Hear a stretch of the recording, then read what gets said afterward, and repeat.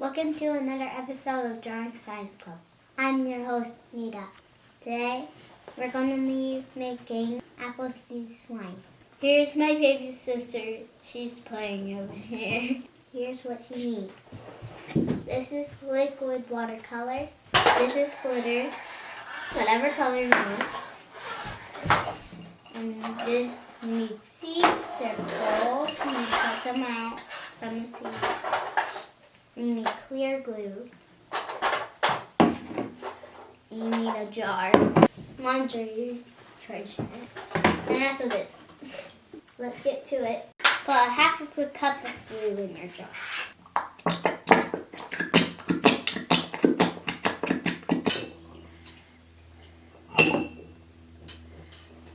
Put the glitter in the jar.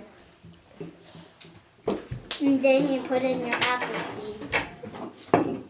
Just make sure you don't spill. You need a fork to stir. Put a half a cup of laundry starch. It goes a little bit fast, so make sure you don't spill. Ask Mom to do it for you or something.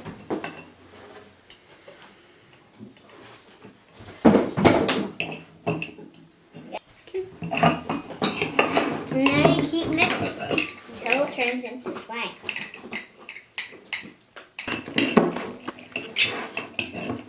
It finally turned into slime. This is sticky.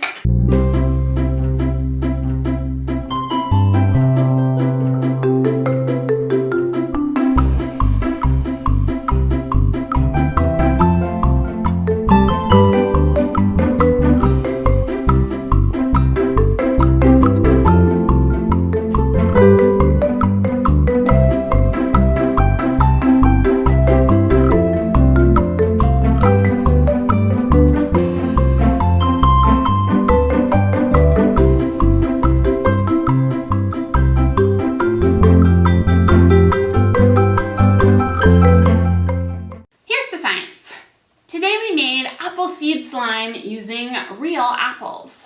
Now, slime is a very interesting thing that you can learn a lot from.